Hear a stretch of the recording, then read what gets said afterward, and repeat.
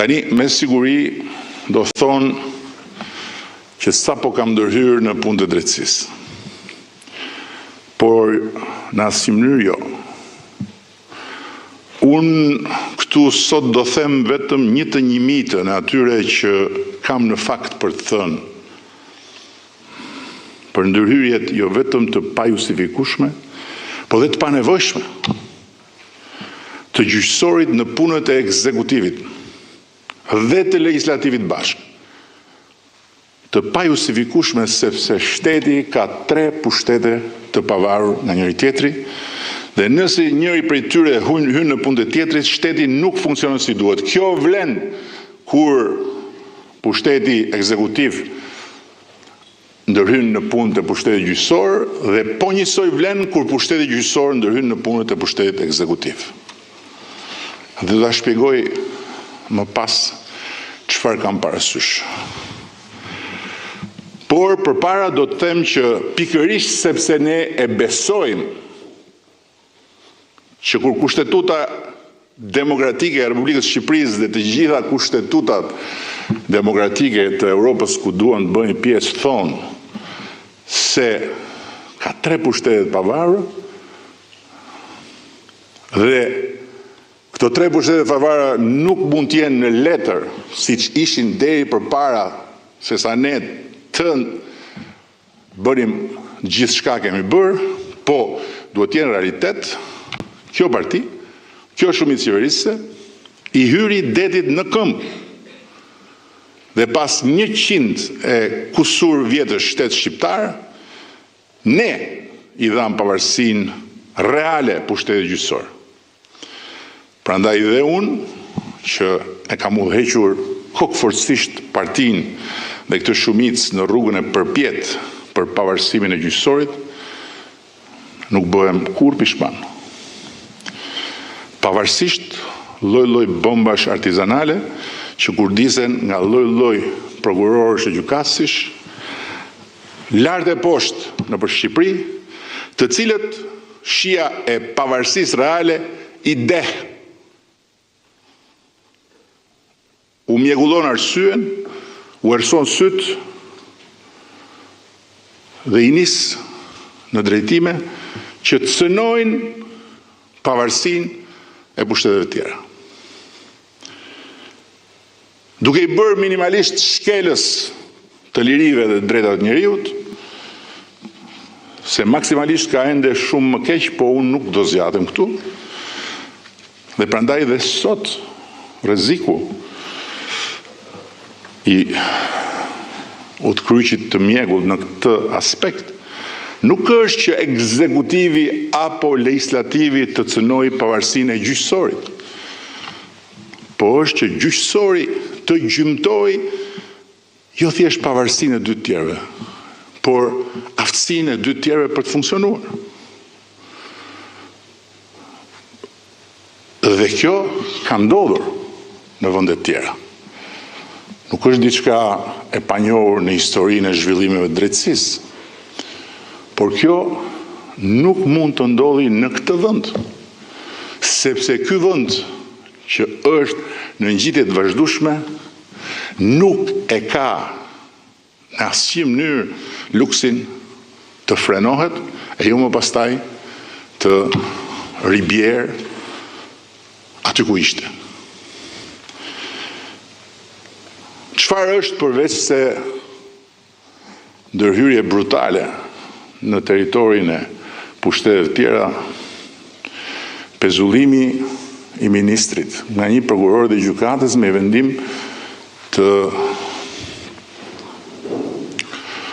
një seance paraprake pa gjyq i pandodhur në historinë e botës. Çfarë është përveç se ndërhyrje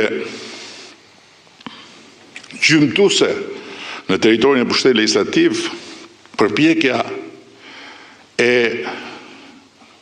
një shoqate përfaqësuesish të gjyqësorit për të rritur pagat e veta me gjyq, që kur në historinë e republikave me 3 pushtete, pushteti gjyqësor llogarit paga dhe përcakton politikat e pagave apo të taksave të një vendi. Çfarë është rasti më i fundit? Përveç se ndërhyrje në territorin e pushtetit legislativ, vendimi i gjykatës kushtetuese për se si parlamenti ka vendosur të ndaj komisionet parlamentare. Hapu dhe, i thonë kësaj. Por shpresa është që kjo fazë të jetë kalimtare. Dhe kuturisjet e përsëritura jashtë kornizës kushtetuese dhe ligjore të përfaqësuesve të pushtetit pavarur gjyqësor të fashiten, sepse në të kundërt as do të kemi dot një gjyqësor jo vetëm të pavarur, po dhe domosdoshmërisht të paanshëm dhe profesional, po as do të kemi dot një shtet funksional, një administratë publike e cila t'jap më të mirën e vet për performancën e shtetit, pa pasur frikë të marrë vendime, deri dhe për blerjen e letrës higjienike. Ky është fakt dhe është një nga mira faktet që mund t'jap, po e zgjodha enkas sepse është më tragjikomiku i zinxhirit kilometrik të fakteve të prodhuara nga frika. Po as do të kemi dot një sipërmarrje të lirë në punën e vet dhe larg qoftë deri dhe një konsumator të çliruar nga frika se mund të bjerë në sy. E përsëris, këto janë leksione që vendet e tjera i kanë nxjerrë me vonesa të caktuara. Ne nuk kemi luksin dhe Shqipëria nuk e ka luksin të vënohet për t'i nxjerrë këto mësime. Dhe këto rreziqe janë serioze, nuk janë imagjinare. Prandaj duhen marrë në konsiderat nga të gjithë sa nuk e kanë prekur palcën e zhvillimit ekonomik dhe social të vendit, siç ka ndodhur gjetë kur antikorrupsioni është bërë një kurrë më e dëmshme se sa vetë smundja e korrupsionit. Dhe ka mira, në mos miliona, po mira, studime, libra, doktoratura për këtë temë. Por ndërkohë unë personalisht qëndroj me shpresë dhe me besim. Dhe përpiqem t'i ushqej me këtë shpresë shumë partizan të zhgënjur të reformës në drejtësi, sepse për i vërtetës gjithmonë më të shumta janë rastet e pajustifikueshme të brutalitetit, sa të pajustifikueshëm aq dhe të panevojshëm të prokurorëve, po edhe të gjyqtarëve. Këta të fundit për shembull kanë arritur maja që habisin edhe mbështetësit më të verbër anglisht folës të këtij qyteti,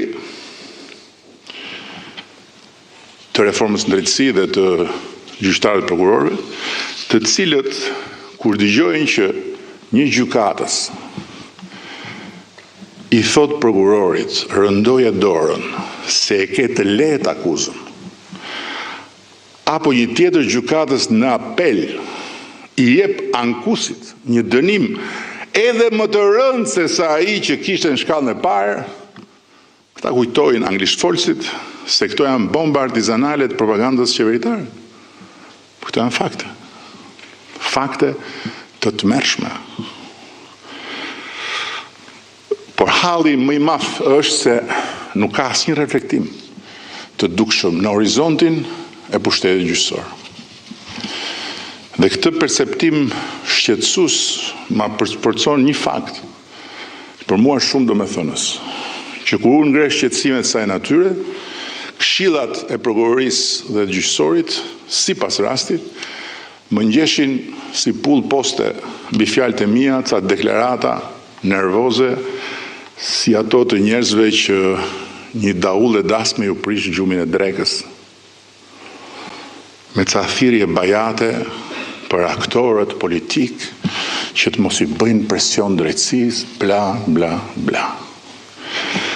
Pavarësisht faktit që unë nuk jam aktorët politik, po jam kryeministri, i dal nga një votë popullore që i dha Partisë Socialiste një shumicë të hatashme prej 83 mandatesh, ndërkohë që kjo parti nuk e ka një konkurrent në historinë botërore si faktori i qeverisës më mbështetës i pavarësisë drejtësisë dhe faktori më i heshtur politik ndaj fajeve dhe gafave të drejtësisë së pavarësuar. Në thelb unë ngre probleme serioze me të cilat duhen të merren në fakt pikërisht hartuesit e atyre deklaratave të kota. Dhe para se të shkruajnë me kollajllëkun më të madh fjalën presion, është fjalë shumë e madhe fjala presion. Për mbështetësin më të madh të pavarësisë tyre, që jam unë këtu personalisht, mirë është ta kujtojnë se ku ishin fshehur eksaktësisht kur paraardhësi e ngrinte, puçiste dhe e ulte lavire prokurorën e përgjithshme. Ose nëse ju vjen zor ta kujtojnë se ku mund të jenë fshehur, apo aq më keq ju vetëm mendja ta quajnë të panevojshëm për kujtesën e tyre këtë detaj se helbete iku ajo kohë dhe tani po hym në Europë, letë mos e harrojnë se tani, sot, në këtë kohë, ati që su bë dot pasarësi im, pasi ishte pararësi im, nuk ja artikulojnë dot jo një deklarat, po gjysmë llafi, edhe pasi telde i lexon librin e shtëpisë, prokurori ton më kurajos, mu tek dera e spakut. Prandaj u sugjeroj të merren me mesazhin, jo me mesazherin. Se paguen si frëngu pulën nga taksat e shqiptarëve bashkë me 500 sekretar dhe këshilltar të tyre që të qeverisin sistemin e ri të drejtësisë, jo që të ankohen për ndërhyrje dhe për presione inekzistente. Nga unë, që u kam dorëzuar shpatën e drejtësisë pavarur, e cila arrinte në zyrën time që nga viti 1912. Kur nuk do ndërhyjmë ne në çështjet që i takojnë drejtësisë? Kur? Po të drejtat dhe liritë e njeriut. Siguria juridike e qytetarëve e punojësve të shtetit apo e sipërmarrësve, garancitë e procesit të rregullt ligjor dhe me radhë nuk janë çështje që i takojnë vetëm prokurorëve dhe gjykatësve apo thjesht pushtetit gjyqësor, po janë çështje që lidhen me funksionimin demokratik të shtetit shqiptar dhe me jetën e njerëzve të këtij vendi që i takojnë çdo qytetari i këtij vendi e jo më pastaj të zgjedhurve nga qytetarët e këtij vendi. Kur unë të hy në meritën e ndonjë çështje, për sa kohë çështja është në gjykim, atëherë, hajde, mund ta diskutojmë, po kur unë ngre zërin se më vjen turp, pasi lexoj raportin alarmant të Këshillit të Evropës për nivelin skandalos të paraburgimeve, të burgosurve pa gjyq në Shqipëri, dhe nga ana tjetër këshillat në fjalë nuk bëjnë asgjë për ta trajtuar atë raport me seriozitetin maksimal dhe për ta shtruar këtë problem minimalisht me të njëjtin alarm që e shtrojnë disa të huaj atje në Strasburg. Përkundrazi, e vetmja gjë që i bën të ndjehen se ekzistojnë janë deklaratat për mua, atëherë kjo është për të vënë duart në kokë.